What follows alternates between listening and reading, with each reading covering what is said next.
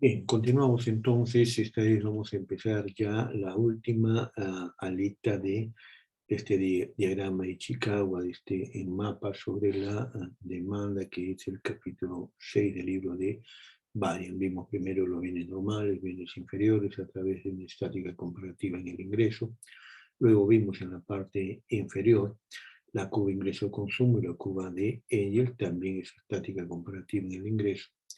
Luego hemos empezado con bienes ordinarios y bienes Giffen, que es la tipología de los bienes cuando cambia el precio. Y ahora entramos entonces a la curva de precio-consumo y la curva de demanda ordinaria. Vamos entonces a empezar con esto.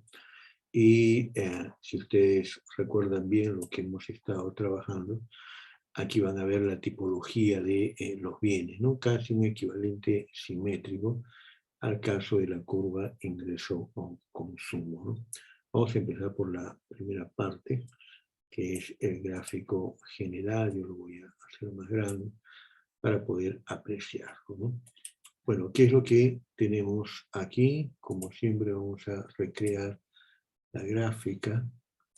Vamos a recrear la gráfica, utilizaremos de repente otro color.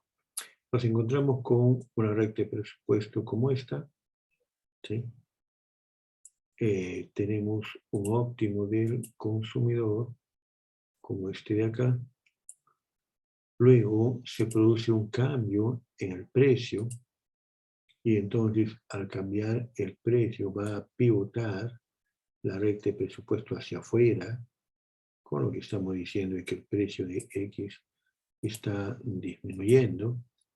Encontramos un segundo óptimo, vuelve a caer el precio del bien 1, pivotamos hacia afuera y encontramos otro óptimo del consumidor. Y así vamos a ir encontrando cada vez más óptimos del consumidor. Y luego lo que hacemos es unir, todos los óptimos del consumidor, lo vamos a unir, ¿sí?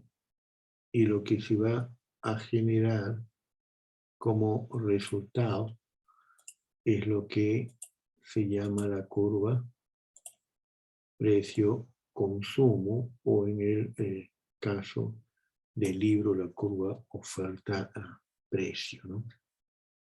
Entonces, ¿qué cosa es esta curva precio-consumo, ¿no? La curva precio-consumo, ¿no?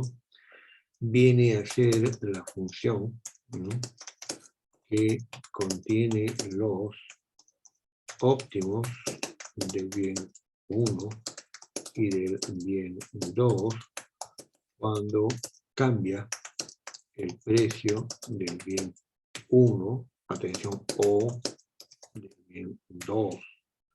Lo que significa que en estricto podemos hablar de la curva precio-consumo para el bien 1, la curva precio-consumo para el bien 2, ¿no? Es decir, si cambia el precio del bien 1, vamos a ponerlo mejor así, la curva precio-consumo cuando cambia el precio del bien 1 y la curva precio-consumo cuando cambia el precio del bien 2, dos curvas precio-consumo. En este caso estamos hablando de la curva precio-consumo cuando cambia el precio del bien 1, porque lo que ustedes están apreciando es un pivot en esta dirección. Entonces el precio del bien 1 va cayendo y va cayendo y va cayendo. Ahora, esto entonces nos da lo que nosotros llamamos la curva precio-consumo.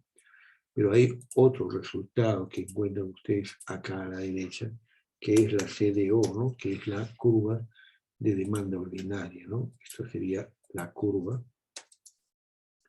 de demanda ordinaria, ¿no?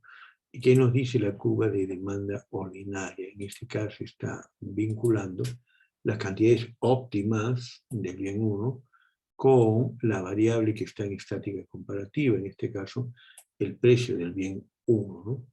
Y encuentran entonces una curva de demanda. ¿Cómo se hace esto?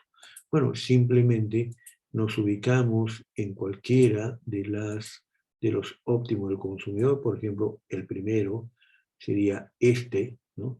Y entonces buscamos este de acá, identificando para esa combinación cuál es el precio P sub 1 y cuál es la cantidad X sub 1 óptima, ¿no? Y esa la ubicamos, esta combinación la ubicamos en algún punto por acá, ¿no?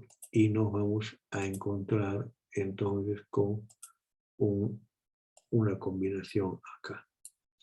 Luego hacemos lo propio, ¿no? Con el resto. Luego hacemos lo propio con el resto. Entonces empezamos a coger una siguiente,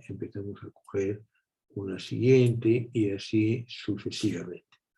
Vamos a bajar el precio mejor así, ahí está. Y así sucesivamente, lo cual nos va a permitir alcanzar una segunda combinación. Vamos a cambiarlo a rojo mejor. Ok. Ahora una segunda combinación y una tercera combinación y cada vez más combinaciones y obtenemos entonces la curva de demanda ordinaria, lo cual nos debe recordar lo que aprendimos en el primer curso introductorio a la microeconomía, la función de demanda, ¿no? Esta es una función de demanda, nos enseñaron cómo era, tenía pendiente negativa, comportamiento en términos de una relación inversa entre el precio y la cantidad demandada, pero ahora resulta de un modelo mucho más complejo y mucho más profundo. Aquí nos quedamos. Gracias.